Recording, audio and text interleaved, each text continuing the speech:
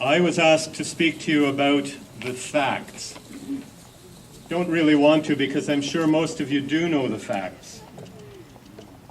There are a couple things that I will just touch on regarding the Enbridge line and the dilbit, the diluted bitumen that they're talking about pushing through here.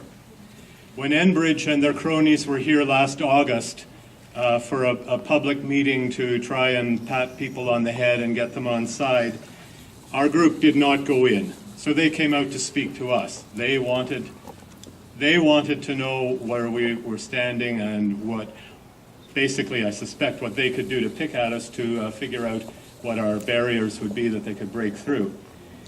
At any rate, I asked a bunch of questions and they wouldn't deny any of them. One of the things that I asked was about the pressure of the dilbit that would be coming out of the proposed pumping station up the hill. 2,600 pounds per square inch coming out of the station. Well, that kind of freaked me because I know how strong a water hose can be, and that's 50 pounds per square inch on average. Probably less in a place like this. 2,600 pounds per square inch. A standard high-pressure oil pipeline is only 600 pounds per square inch, only. The Keystone XL pipeline that's proposed would be pumping within that bitumen an average of 16.7 kilograms of quartz and aluminosilicate sand through the pipeline every minute. So a pipeline here would be a similar amount of sand. They say it's not abrasive.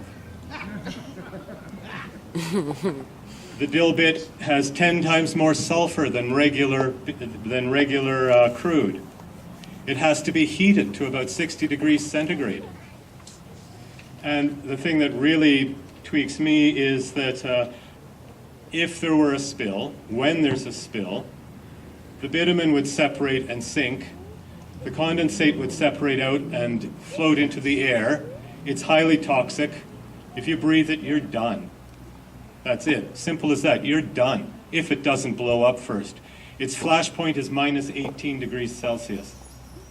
It's been known to blow up from its own static charge. They don't want us to know that. They also only want to talk about the pipeline itself. They don't want to talk about either end. Well, we know at the other end, at the lake or at the ocean, if there's a spill, it wipes out everything. We know that it will affect the fish in Lake Babine. We know that it'll affect everything on the coast. It's gone. We know at the east end, at the tar sands, that if the current rate of extraction and expansion continues, that by 2020, Alberta will have the largest concentration of toxic land in the world. It's because the polycyclic aromatic hydrocarbons, the PAHs, are so volatile and they spread out in a very, very thin layer. As soon as they hit the water table, whoosh, they're out everywhere. So miles away from wherever there's a spill, it's done. We know in this region as well that if there were a spill from the proposed pumping station, it would very quickly end up in the lake downstream. Well, we know what would happen there. But something that they don't want to talk about is what would happen to Burns Lake. The condensate is explosive. The condensate is toxic.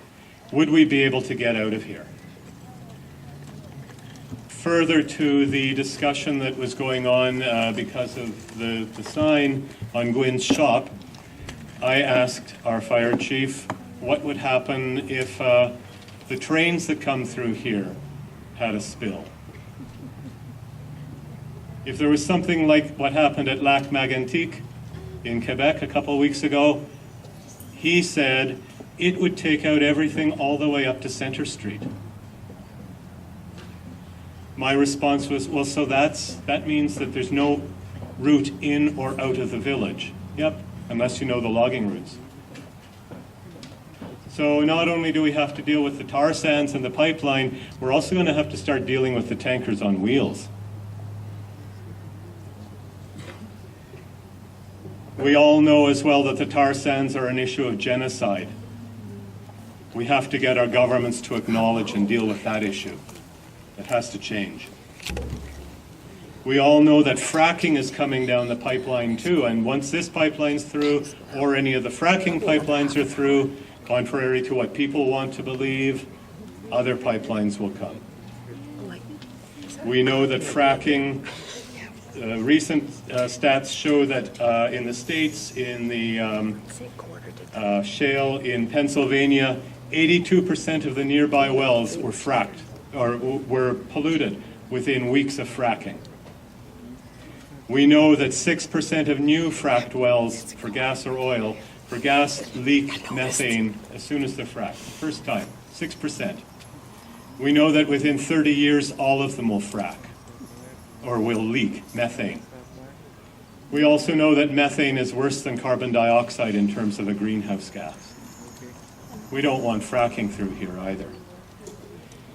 And that brings us back, or brings me back to global warming, climate change, the thing that nobody wants to talk about and everybody finds excuses to say isn't real, isn't happening. Well, folks, it is. We know it. Since 1991, there have been almost 14,000 peer review articles published in scientific journals by scientists, not by folks like me, like you, people who are interested, by qualified scientists, peer-reviewed. Only 24 of them reject the hypothesis of global warming caused by what we're doing. Check those 24, I'll bet they were paid for by the fossil fuel industry. We know that things are changing, and we know that we have to stop now. Even if we stop today, the carbon dioxide in the atmosphere, what we've already added, will continue to warm things for another 25 years. Our window is closing. We must move. We have to look at places like Vienna, Austria, where it hit 40 degrees the other day. First time in history. There's a place in Missouri a couple of weeks ago, last week I believe it was, had 17 inches of rain in 24 hours. That was 3 months worth of rain in 24 hours. We know what happened in Calgary a couple weeks ago, and we know what happened in Toronto a couple weeks ago. Touch wood, we've been lucky here so far, but it will affect everyone. Northern Gateway. We're fighting against an organization that has at least $100 million to spend against us in its advertising campaign alone. I've been watching the news lately on TV, not for what's on the news, because they all say the same story anyway, and they all whitewash, or rather greenwash, anything having to do with these issues. What I've been watching is the ads. The ads for Enbridge, the ads from CAP, the Canadian Association of Petroleum Producers, and the ads from both our so-called provincial and federal governments are all the same ads. Slightly different, but it's all the same beboppy, mindless music. It's all the same nice blue, soft colors. It's all the same words. Hill and Knowlton is behind them all, I'll bet. They're the same company that taught us a few years ago that it was safe to smoke tobacco. We know what truth is in that. If you go onto the Hill and Knowlton website, you will see that these companies are their clients. I'm not making it up. We also know that Enbridge spills every 5 days on average, and those are just the spills that are big enough to report. They don't have to report small-scale spills. And the spills that are reported vary from jurisdiction to jurisdiction, so it's really hard to tell how many. But we know that the ones that are reported average a big spill every 5 days. We also know from Transport Canada and from the industry itself that they consider a cleanup a success if they get between 10 and 15% of the spilled product. We know that the expansion that would be happening because of the pipeline, the Enbridge pipeline that's proposed, would cause the tar sands to expand by about 30%. We're back to the issues of polluting there and of the genocide.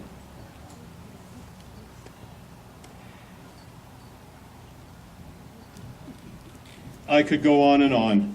but we know the truth. We know we have to stand together and stop this. We know the economy they're talking about, the benefits to the economy are false. We know that the tar sands and the fracking and so on could not continue without the huge, huge, huge subsidies that are given to these industries. It's in the order of $1.6 to $1.8 billion per year in Canada. The States, it's well over $20 billion a year, just to the oil industries. We know that the cleanup of any spill the costs are far exceeded by any of the insurance or monies that are available either from our governments or from industry. We can't afford that. At Lac Mégantic, the companies there have recently said, as you know, I'm sure, oh no, they're bankrupt, they can't afford to pay for it. It's now on the Quebec government's heads, or maybe the Canadian government's heads. Scariest of all from my perception is not only the implications globally and socially, but the fact that most of this oil isn't helping us. It's not going to be used for our plastic toys. It's not going to be used for our transportation. A large part of it goes to our food industry because it's all based on oil unless you're eating organic. That's a good way to cut down your oil use. Switch to organic foods. Then you're not using oil-based pesticides and herbicides and fertilizers. Big difference in how much oil you use as an individual. The other thing that's untrue is, or that we need to be reminded about, is that our ecotourism in BC is worth about $1.5 billion a year. That's gone. One spill anywhere along the proposed route, that's gone for everyone, forever. I could go on, I won't. We all know what we have to do. We all have to stand together. Thank you for being here. Merci.